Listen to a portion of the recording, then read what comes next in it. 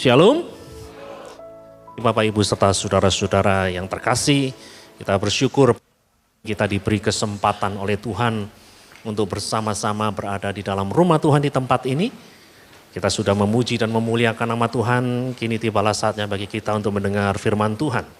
Saudara-saudara sekalian, saya ingin menyampaikan firman Tuhan dengan judul Asnat, pribadi yang membuat perbedaan. Mungkin beberapa dari antara Bapak, Ibu, serta saudara-saudara sekalian tidak terlalu akrab dengan kata ini, Asnat. Asnat adalah istri dari Yusuf yang disebut di dalam kitab Kejadian. Yusuf, anak Yakub dan Rachel. Namun sebelum saya membawa Anda pada studi khusus mengenai Asnat ini, saya ingin membuka khotbah saya dengan sebuah ungkapan yang cukup terkenal. Ungkapan tersebut mengatakan seperti ini: di balik pria yang sukses terdapat wanita yang hebat. Amin. Amin. Para wanita, amin.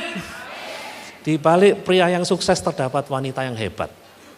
Dan kita tahu persis sejarah menjadi istilahnya saksi dari kebenaran ini. Barack Obama bisa menjadi presiden Amerika yang sukses karena dia punya istri yang hebat, Michelle Obama. Kalau saudara suka dengan olahraga yang disebut dengan UFC, saudara kenal orang yang namanya Conor McGregor. Nah, Conor McGregor bisa menjadi seorang petarung yang sukses karena dia punya wanita yang hebat, istrinya yang mendampingi dia. Conor McGregor itu dulunya gelandangan, tidak punya rumah. Namun oleh karena dia punya istri yang hebat, yang setia mendampingi dia, kini dia menjadi salah satu petarung dengan bayaran termahal di dunia. Di balik pria yang sukses, terdapat wanita yang hebat. Namun saya ingin menggunakan ungkapan yang disampaikan oleh seorang yang bernama Tariq Ramadan, yang mungkin lebih mempresentasikan posisi daripada wanita di zaman di mana kita hidup. Tariq Ramadan mengatakan, behind every great man is not a woman. She is beside him, she is with him, not behind him. Kalau saya terjemahkan, tidak ada wanita di belakang setiap pria yang hebat. Yang ada adalah wanita yang berada di samping seorang pria. Dia bersama-sama dengan dia, bukan di belakangnya. Nah, saudara-saudara sekalian, inilah yang mungkin lebih tepat menggambarkan kondisi zaman di mana kita hidup sekarang ini. Wanita bukan lagi berada di belakang. Wanita ada di samping, mendampingi suaminya, mendampingi kekasihnya untuk bersama-sama menjalani kehidupan. Untuk bersama-sama mengejar impian mereka. Tidak ada wanita di belakang setiap pria yang hebat. Yang ada adalah seorang wanita yang ada di sampingnya. Dia bersama-sama dengan dia, bukan di belakangnya. Dan hari ini saudara-saudara sekalian, kita akan belajar salah satu tokoh wanita di dalam kitab suci yang namanya Asnat. Seperti yang saya sebutkan tadi, dia adalah pasangan dari Yusuf. Nama Asnat disebut sebanyak 3 kali di dalam Alkitab. Yang pertama, nama Asnat disebut di dalam Kejadian pasal 41 ayat 45. Di sana dikatakan, lalu Firaun menamai Yusuf Safnat Panea, serta memberikan Asnat anak Potifera, imam di On, kepadanya menjadi istrinya. Demikianlah Yusuf muncul sebagai kuasa atas seluruh tanah Mesir. Itu kemunculan pertama. Kemunculan kedua terdapat di dalam pasal 41 ayat 50. Sebelum datang tahun kelaparan itu, lahirlah bagi Yusuf 2 orang anak laki-laki yang dilahirkan oleh Asnat, anak Potifera, imam di On. Dan kemudian yang ketiga muncul di dalam Kejadian pasal 46 ayat yang ke-50. Bagi Yusuf lahir Manasye dan Efraim di tanah Mesir, yang dilahirkan baginya oleh Asnat, anak perempuan Potifera, imam di On. Nah, saudara-saudara sekalian, Yusuf dan Asnat itu hidup sekitar tahun 1871 sebelum Masehi. Di sebuah kota yang disebut dengan nama On. On itu artinya pilar. Nah, saudara-saudara sekalian, kalau saudara pergi ke Mesir, hari ini ada sebuah kota yang letaknya sekitar 16,5 kilometer di timur laut kota Kairo. Di sana ada sisa-sisa kota tua. Kota tua yang disebut sebenarnya dulunya namanya On. Namun kemudian dikenal dengan nama Heliopolis, dari kata Helios di dalam bahasa Yunani yang artinya matahari, polis artinya kota, kota matahari. Nah, saudara-saudara sekalian, salah satu ciri dari kota Heliopolis itu di sana ada banyak pilar-pilar seperti ini. Kalau saudara suka dengan toko kartun yang namanya Obelix, nah ini loh yang namanya Obelix itu seperti ini, pilar.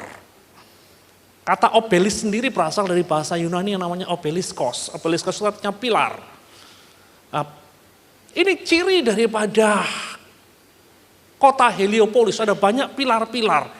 Karena pilar-pilar itu adalah tugu, semacam tugu untuk memuja dewa Ra, dewa matahari, sesembahan orang Mesir kuno. Yusuf dan Asnat hidup di kota On, saudara-saudara sekalian.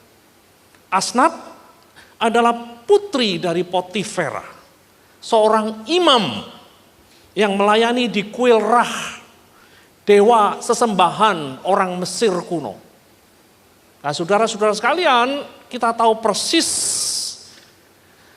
di dalam Alkitab, Yusuf punya jasa yang luar biasa. Di dalam mengartikan mimpi dari Firaun. Dan sebagai hadiah, Firaun bukan saja memberikan jabatan yang tinggi kepada Yusuf, namun dia juga memberikan seorang wanita sebagai hadiah. Wanita tersebut adalah Asnat.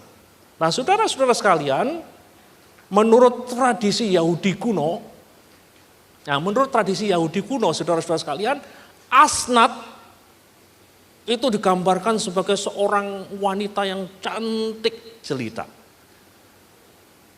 Pada sekitar tahun 200 sebelum Masehi hingga tahun 200 sesudah Masehi, ada literatur kuno Yahudi yang mencoba memperpanjang kisah Yusuf dan Asnat yang terekam di dalam kitab Kejadian. Kalau saudara baca dalam kitab Kejadian, kisahnya pendek sekali. Namanya hanya disebut sebanyak 3 kali, tetapi orang Yahudi kuno ini memperpanjang menjadi sebuah kisah yang cukup menarik. Kisahnya dibukukan di dalam sebuah buku yang judulnya Yusuf dan Asnat. Hari ini saudara bisa mengakses di internet kisah tentang Yusuf dan Asnat. Sebuah literatur kuno yang mencoba untuk memperpanjang cerita dari Yusuf dan Asnat. Digambarkan Asnat seorang wanita yang cantik jelita tetapi anti laki-laki. Dia pandang bahwa semua laki-laki itu pembual, arogan. Sampai suatu waktu ayahnya mengatakan, engkau diberikan sebagai hadiah bagi seorang yang bernama Yusuf. Mula-mula dia menolak, saudara-saudara sekalian. Mula-mula dia menolak, namun akhirnya dia terima juga. Waktu melihat betapa tampannya Yusuf. Nah, Yusuf pada waktu ketemu dengan Asnat di dalam kisah tersebut dikatakan, ini mula-mula juga nggak bersedia. Oh, Asnat ini bukan orang Yahudi. Asnat ini bukan penyembah Allah yang disembah oleh nenek moyangnya, Allah yang disembah oleh Abraham, Allah yang disembah oleh Ishak, ada Allah yang disembah oleh bapaknya, Yakub. Mula-mula dia keberatan juga. Namun sebelum Yusuf pergi, dia memberkati Asnat. Dan dikatakan di dalam kisah tersebut, Asnat begitu jatuh cinta pada Yusuf. Dan di dalam kisah tersebut dikatakan dia kemudian membuang semua berhalanya. dan puasa 7 hari 7 malam.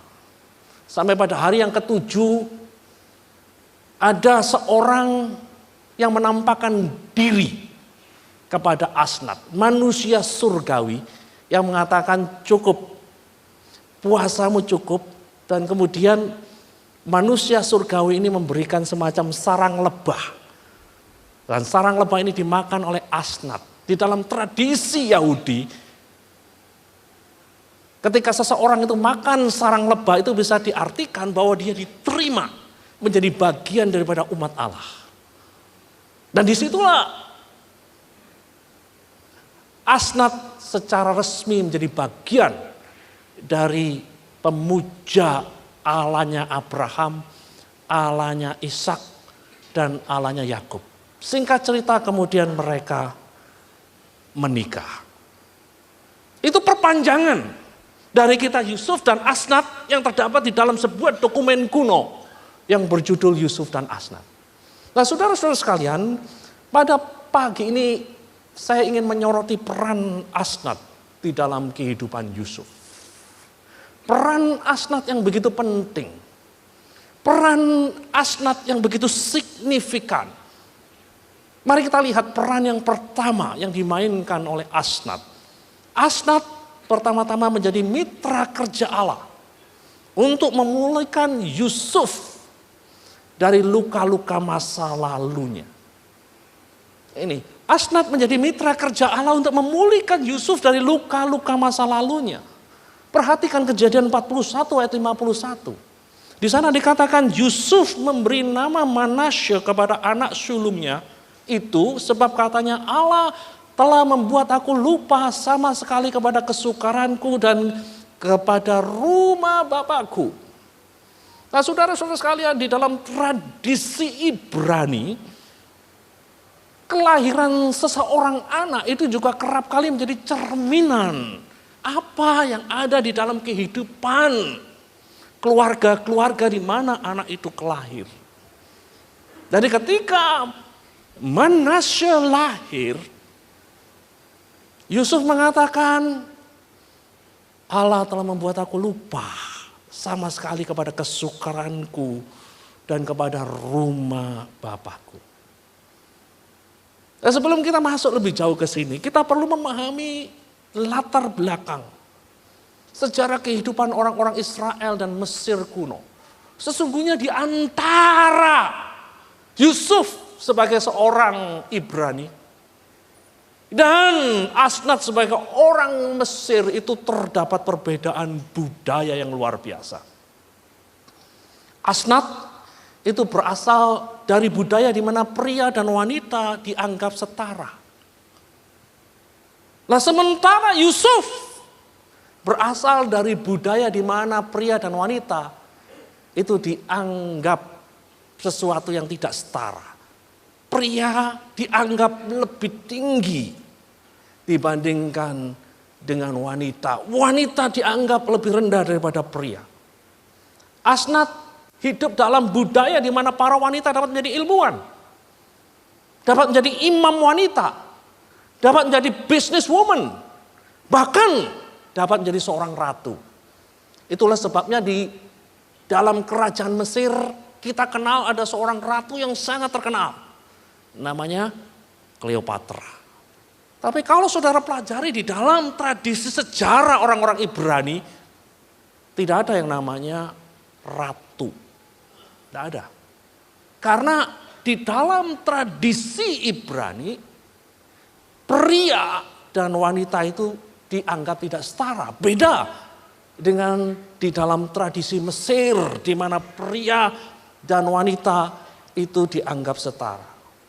Nah, selain beda di dalam hal ini, ada beda yang lain saudara-saudara sekalian. Sebagai anak dari pejabat tinggi Mesir kuno, Asnat itu biasa hidup dalam ruang lingkup keluarga yang tidak terlalu besar.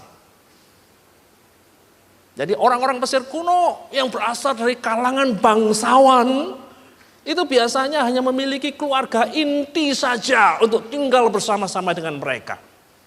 Ayah, ibu, anak-anak, dan mungkin sedikitlah katakanlah tante-tante, gitu loh. Aunty lah istilahnya. Tidak lebih daripada itu. Tetapi kalau kita bandingkan dengan budaya Ibrani enggak seperti itu. Budaya Ibrani itu budaya yang suka rame-rame. Keluarga besar. Itulah sebabnya kalau saudara lihat Abraham itu waktu pindah itu semuanya dibawa. Bapaknya dibawa. Kemudian pamannya dibawa. Ponakan-ponakannya dibawa semua. Rame-rame. Lah saudara-saudara sekalian, saudara bayangkan, ada perbedaan budaya yang cukup tajam di antara Yusuf dan Asnat. Namun yang menarik adalah Asnat mampu untuk mengelola perbedaan budaya yang semacam ini, saudara-saudara sekalian. Mungkin di sini ada di antara saudara-saudara sekalian yang menikah dari budaya yang berbeda dan saudara bisa merasakan. Nggak gampang. Dari budaya A ketemu budaya B. Kalau terjadi perbedaan budaya itu nggak gampang. Kalau orang Batak ketemu orang Cina, itu nggak gampang, saudara-saudara sekalian. Bener? Orang Jawa ketemu orang Batak juga nggak gampang. Yang satu budaya ekspresif, yang satu budayanya nggak ekspresif. Orang Jawa kan selalu berbicara melalui simbol-simbol. Enggak, namun jangan diartikan enggak. Ya toh? Tapi kalau orang Batak enggak ya enggak gitu. Jadi ada perbedaan budaya yang semacam ini gak gampang loh saudara-saudara sekalian. Tapi yang menarik adalah dia mampu untuk mengelola perbedaan budaya ini sedemikian rupa. Dan yang lebih rumit lagi itu Yusuf memiliki masa lalu yang kelam. Kalau saudara punya suami atau punya istri yang punya masa lalu yang kelam itu berat saudara-saudara sekalian. Yusuf memiliki masa lalu yang kelam. Dia dikhianati, dijual oleh orang-orang yang dia kasihi. Dikhianati oleh orang-orang yang tinggal dan makan semeja dengan dirinya. Oh, itu berat saudara-saudara sekalian. Lebih baik kita dikhianati oleh seorang musuh ketimbang kita dikhianati oleh seorang saudara. Sakitnya itu berat. Nah, inilah yang dialami oleh Yusuf, dikhianati sendiri oleh orang-orang yang dia sayangi. Dan ketika dia mulai menapak sukses di rumah tangga Potifar. Kalau saudara baca dalam kitab Kejadian. Dia yang betul-betul punya dedikasi. Punya kerja yang luar biasa.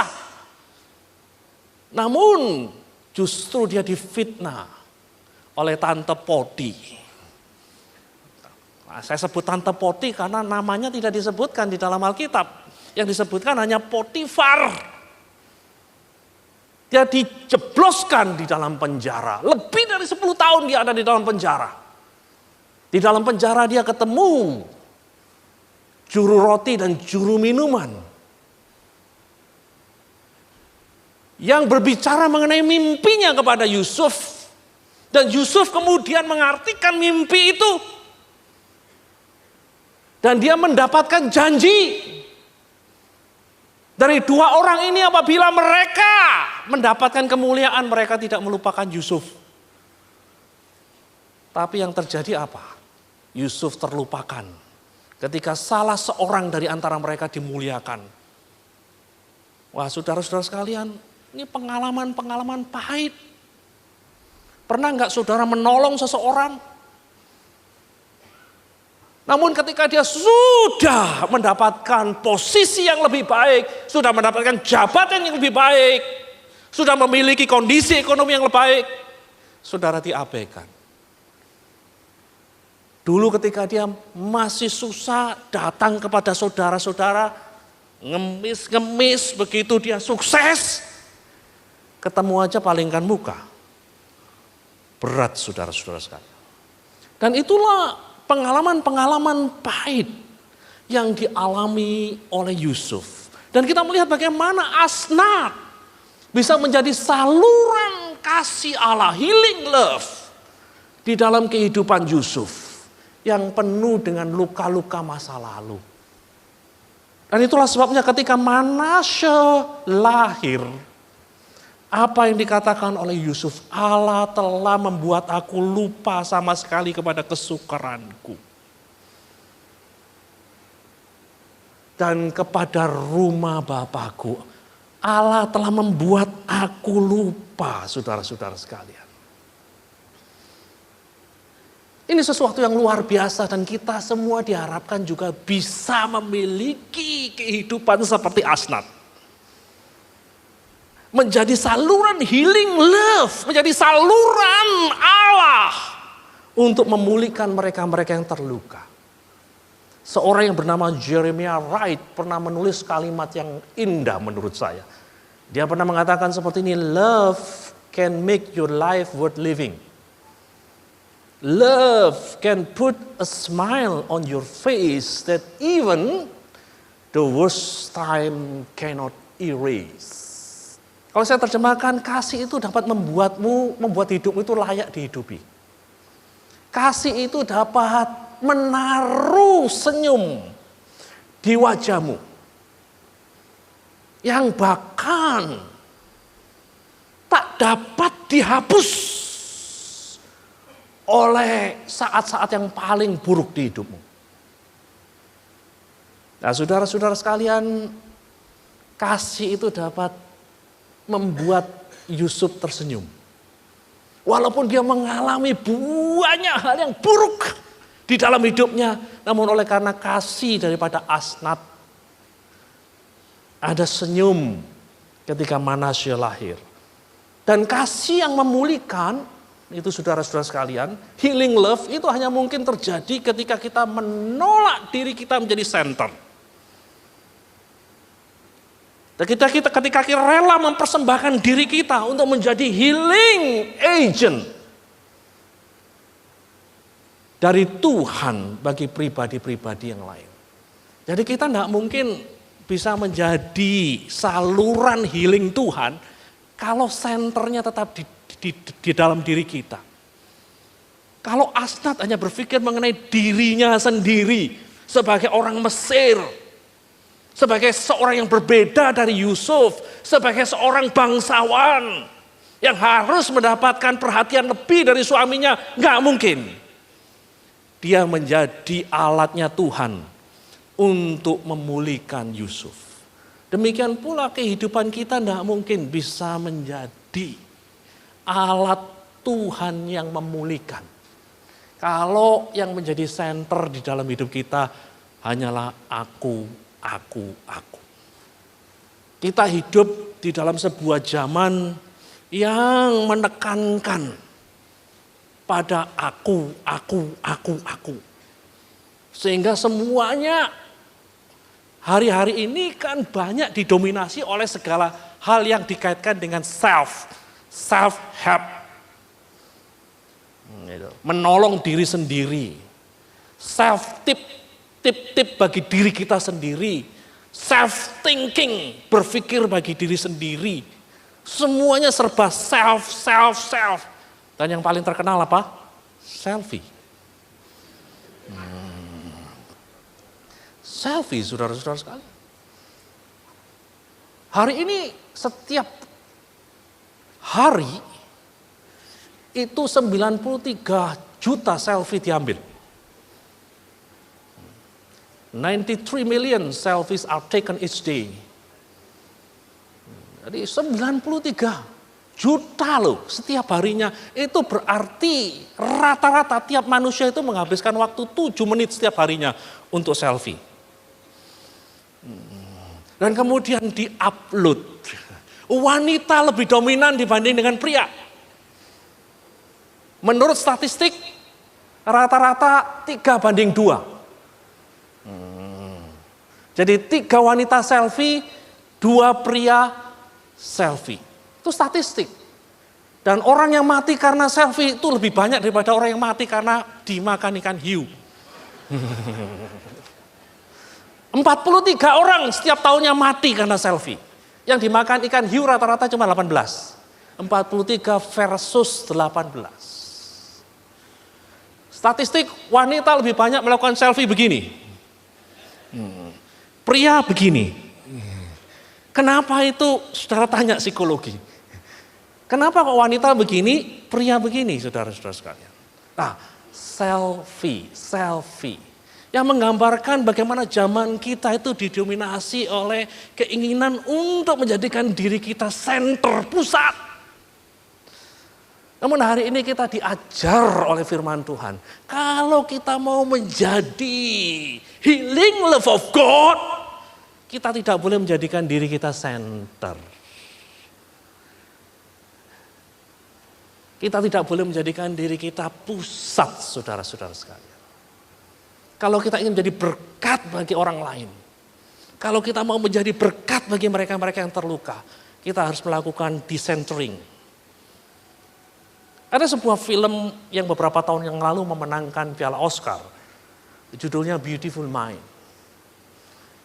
Nah, film yang berjudul Beautiful Mind ini diangkat sebenarnya dari sebuah kisah nyata. Seorang pemenang hadiah Nobel yang bernama John F. Nash. Nah, saudara-saudara sekalian, ini kisah nyata yang begitu menggugah hati. John F. Nash ini adalah matematikawan yang cerdas luar biasa, jenius. Namun sayang, jenius tapi gila, saudara-saudara. Ketika dia baru menikah dengan istrinya yang bernama Alicia, ini wajah aslinya ya. Kalau saudara lihat di bioskop nggak kayak gini. Yang aja di bioskop wajahnya Russell Crowe, aktor dari Australia itu. Nah, ini John F. Nash, matematikawan hebat. Namun sayang ketika dia baru menikah istrinya baru sadar, oh suami saya ini punya penyakit jiwa. Schizophrenia yang parah, akut. Dan oleh karena membahayakan nyawa bayinya, saudara-saudara sekalian, yang pada akhirnya John F. Nash ini udah dimasukkan ke rumah sakit jiwa. Diberhentikan dari jabatan profesornya dan kemudian dimasukkan di dalam rumah sakit jiwa. Tapi dia syukur dia punya seorang istri yang luar biasa. Namanya Alicia. Walaupun mereka sempat berpisah, tetapi sebenarnya Alicia tidak pernah benar-benar meninggalkan John Nash. Dia mendampingi John Nash. Di tengah-tengah perawatannya. Di rumah sakit itu didampingi, tidak pernah ditinggalkan, disupport habis-habisan. Sampai akhirnya John Nash ini bisa sembuh. Dan bukan hanya sembuh, dia pada akhirnya bisa menduduki kembali jabatan profesor di salah satu universitas ternama di Amerika.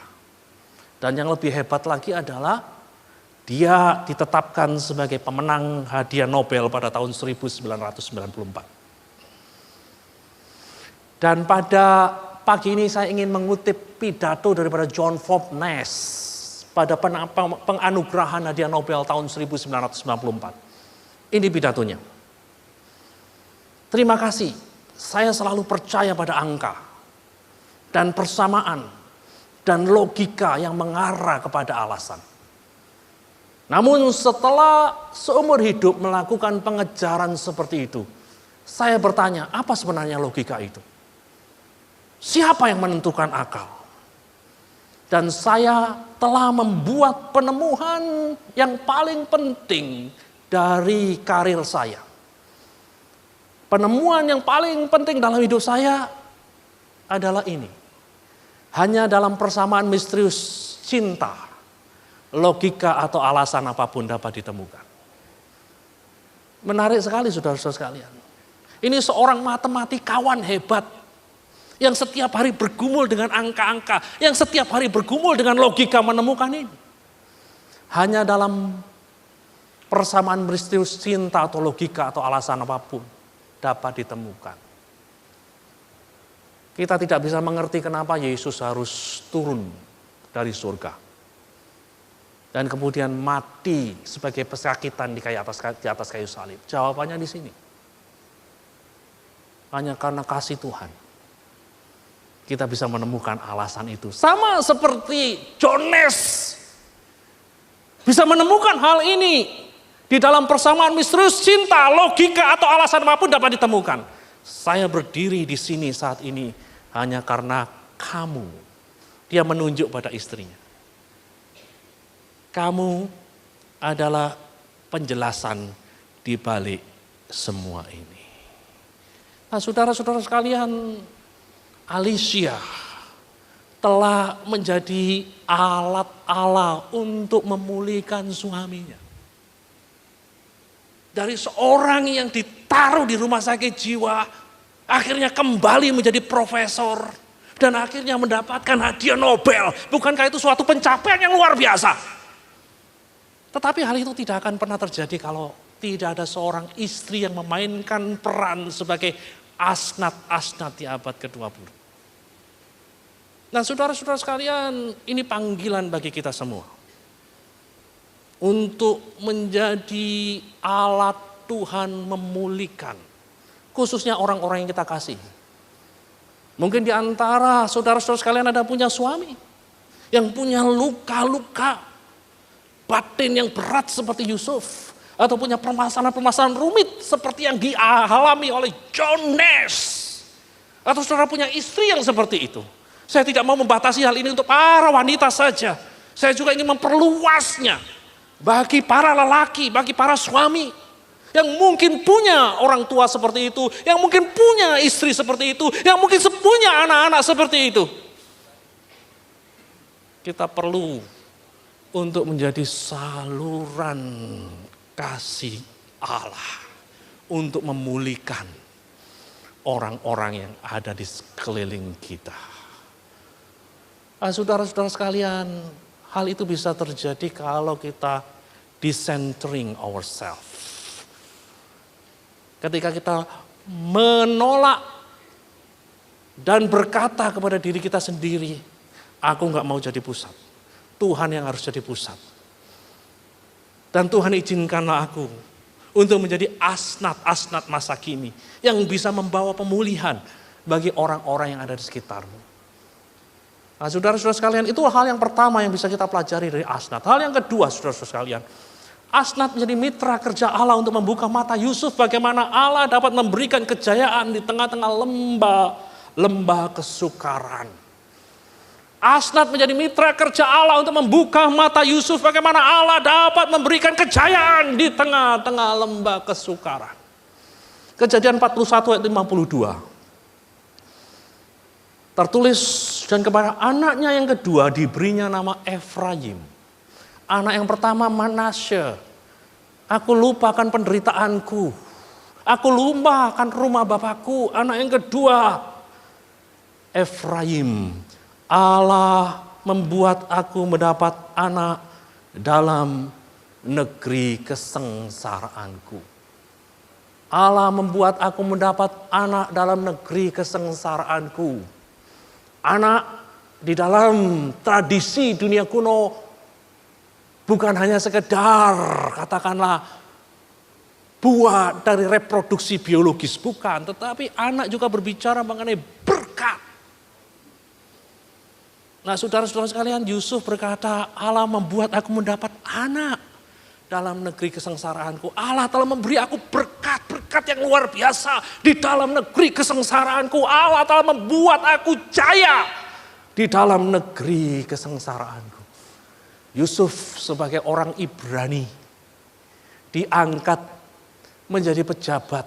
Tidak mudah, saudara-saudara sekalian. Tidak mudah, dia bukan pribumi Mesir.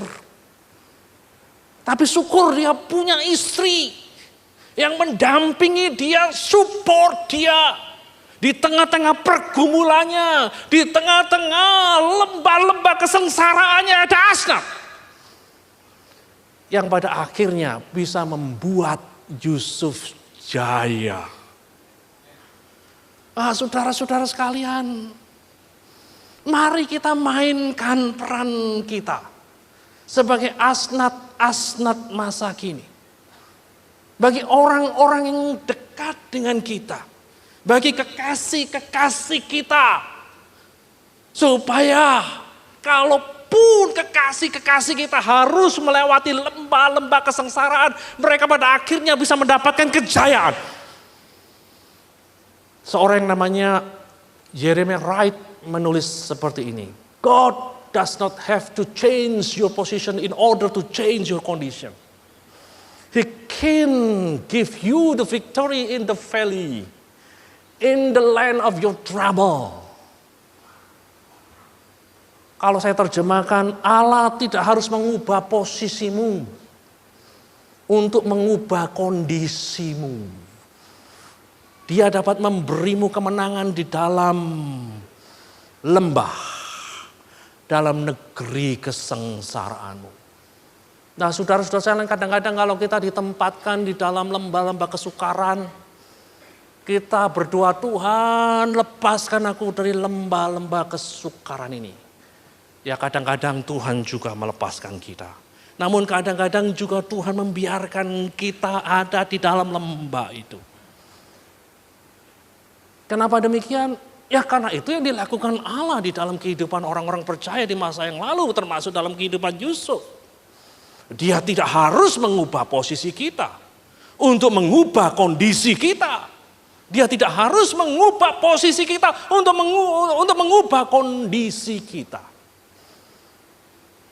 Mungkin ada di antara saudara-saudara sekalian yang saat ini ditaruh di tempat kerja yang toksik.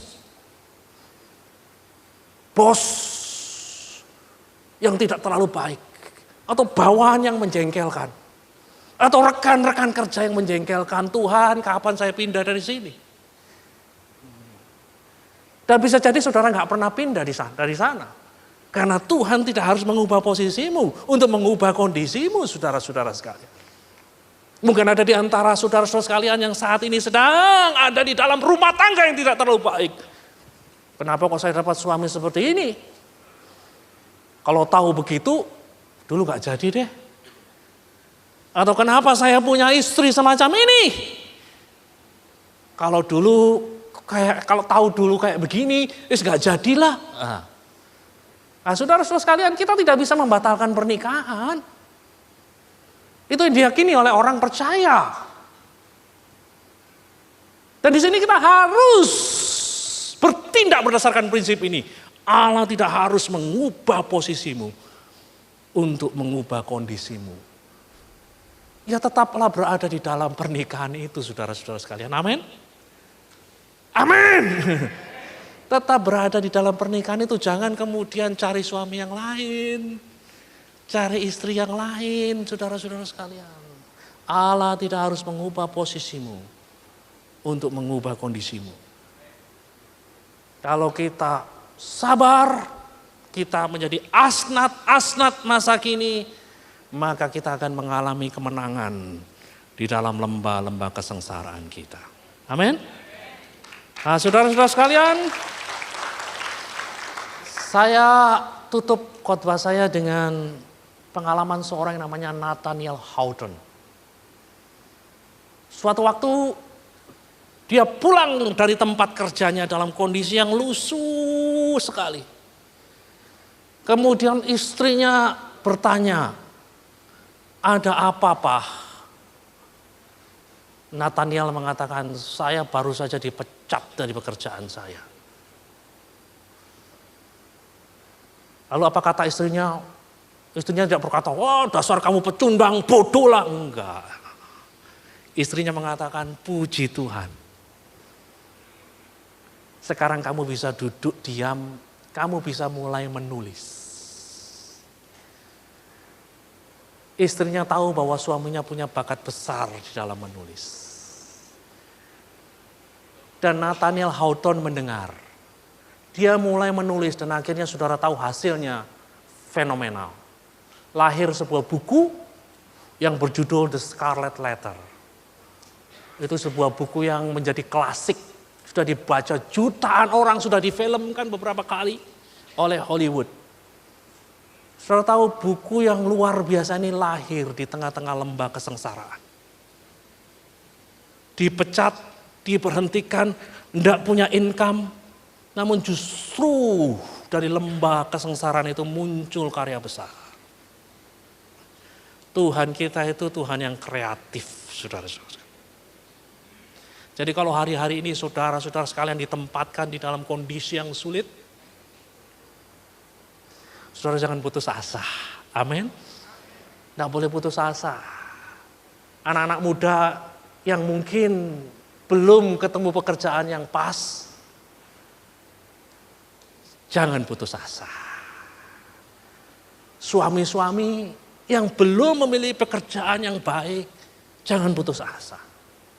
Istri-istri yang memiliki suami yang belum memiliki pekerjaan yang baik, jangan putus asa. Karena kalau kita memainkan peran kita seperti Asnat di dalam perjanjian lama, maka pada akhirnya akan muncul kejayaan. Amin. Akan muncul kejayaan dari lembah-lembah kesukaran kita, dari lembah-lembah air mata kita. Tuhan memberkati kita semua. Mari kita bangkit berdiri bersama-sama.